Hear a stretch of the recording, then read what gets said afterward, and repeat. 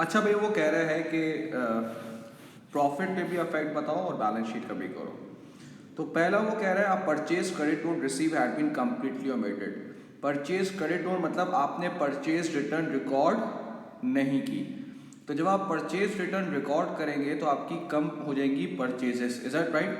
जब परचेजेस कम हो जाएंगी तो प्रॉफिट आपका 12,000 से बढ़ जाएगा। ठीक है भाई, परचेज रिटर्न से आपकी परचेजेस कम हो जाएंगी। जब परचेजेस कम हो जाएंगी तो प्रॉफिट क्या हो जाएगा? बढ़ जाएगा। अब जो हम ये देखो, रिटर्न आउटवर्ड्स क्रेडिट होता है और क्रेडिटर, जब आप एंट्री बनाते हो ना रिटर्न आउटवर्ड्स की, आप एंट्री बनाते हो रिटर्न आउटवर्ड्स क्रेडिट और क्रेडिटर डेबिट, यानी कि हमारी जो लाइबिलिटी होती है वो कम हो जाएगी 8,000 से। ठीक है, नेक्स्ट टू इन्वेंट्री की कॉस्ट है। अब मैं यहाँ पे देख लेता हूँ भाई, इन्वेंट्री की जो कॉस्ट है, कॉस्ट जो है वो है 6,000। एनआरवी है भाई सेल्स, एनआरवी है sales less cost to sales, यानी कि 2,500 माइनस 250। तो ये आपका आ रहा है 2,250। तो इसका मतलब है ये किस पे रिकॉर्ड होगा? ये इस पे रिकॉर्ड होगा। तो क्लोजिंग इन्वेंट्री आपको 3,750 से कम करना पड़ेगी। जब क्लोजिंग इन्वेंट्री कम होगी तो प्रॉफिट भी 3,750 से कम होगा। बैलेंस शीट पे क्या इफेक्ट आएगा? इन्वेंट्री में इसको आप 55,000 में माइनस कर देंगे 3,750, क्योंकि आपने इन्वेंट्री कम की है। आप इन्वेंट्री में से इसको माइनस कर देंगे। अब नेक्स्ट जगह भाई, लोन रिसीव हुआ है दिसंबर में, ईयर एंड हो रहा है हमारा मई में। Loan interest has not been, यानी कि दिसंबर, जनवरी, फरवरी, मार्च, अप्रैल, मई, 6 मंथ्स का जो इंटरेस्ट है वो रिकॉर्ड करेंगे हम। लोन है 1,00,000 का, 4% का, 6/12। मैं जब इंटरेस्ट रिकॉर्ड करूंगा बेटा तो मेरा प्रॉफिट 2,000 से कम हो जाएगा।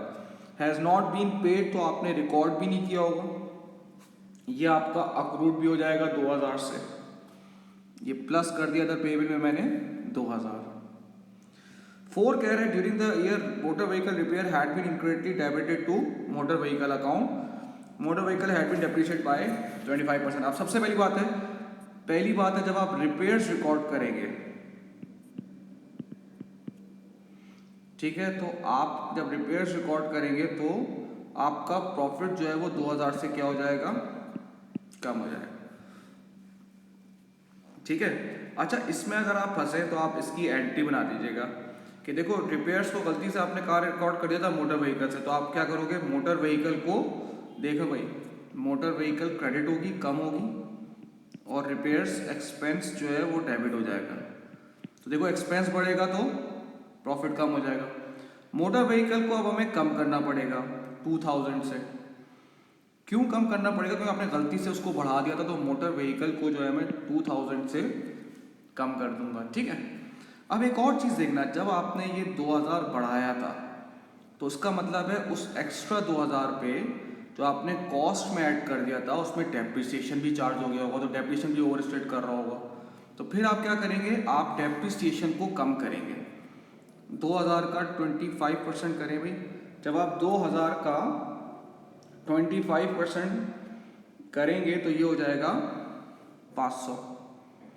तो जब 500 से डेप्रिसिएशन कम होगा तो प्रॉफिट क्या हो जाएगा? बढ़ जाएगा। ठीक है भाई। अब इसकी बैलेंस शीट में क्या इफेक्ट आएगा बेटा? इफेक्ट ये आएगा कि ये जो 500 रुपये है, ये जो आपने ज़्यादा डेप्रिशिएट किया हुआ था, इससे एसेट की वैल्यू क्या हो जाएगी भाई? कम हो जाएगी। तो आप उसको क्या करेंगे? आप उसको बढ़ा देंगे किससे? 500 से, उसको 4 लाख ले लीजिएगा ताकि आप वो ना हो। इसको दोबारा से देख लेते हैं भाई।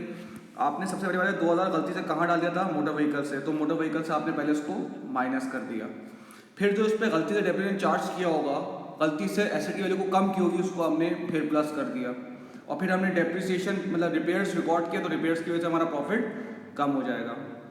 फिर देखते हैं, motor vehicle net book value had been damage, no entry has been made, the insurance company has agreed to pay 30,000 और फर्दर, यानी कि देखो भाई 16,000 की वो थी, कितना कंपनसेट कर रहे हैं वो हमें? 13,000 प्लस 1200 कितना बन गया भाई? ये बन गया 14,200। 16,000 की चीज के लिए कितना कर रहे हो? 14,200। इसका मतलब क्या है बेटा? 1800 लॉस है। लॉस की वजह से मेरा प्रॉफिट क्या हो जाएगा? कम हो जाएगा।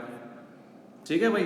और जो नेट बुक वैल्यू है किसकी? मोटर व्हीकल की। अब वो डैमेज हो गई, वो खत्म हो गई ना, तो उसमें आप मोटर व्हीकल में, ये जो ये रही ना मोटर व्हीकल, इसमें आप मजीद क्या करेंगे? इसमें आप मजीद 16,000 रुपये आप कम कर देंगे। ठीक है भाई, आप 16,000 रुपये इसमें मजीद कम कर देंगे। और अब नेक्स्ट देखते हैं। अच्छा ये मैंने गलती हो गई है बेटा, ये 12,000 है, ये मैंने गलती से यहाँ पे 8,000 कर दिया था। 52 माइनस 12,000। ठीक है भाई, परचेज रिटर्न हुई है तो क्रेडिटर कम हुआ होगा। अच्छा अब आप देखें लास्ट में 6 कह रहा है बैड डेट हुआ है। जाहिर सी बात है, बैड डेट एक्सपेंस है, एक्सपेंस बढ़ेगा तो प्रॉफिट कम हो जाएगा। 8,000 से प्रॉफिट कम हो जाएगा, और बैड डेट की वजह से हमारा ये डेटर भी क्या हो जाएगा भाई? कम हो जाएगा। अच्छा और अच्छा फिफ्थ में आप देखें, एक चीज हमने मिस कर दी है। Insurance company has agreed to pay the trader will receive, यानी कि अभी तक आपको ये पैसे मिले नहीं हैं। अभी तक 14,200 आपको मिले नहीं है, ये आपको मिलने हैं। ये आपकी अक्रूड इनकम है, और अक्रूड इनकम जो है वो आपका करंट एसेट होता है। बात समझ में आती है? वो आपका क्या होता है बेटा? करंट एसेट होता है।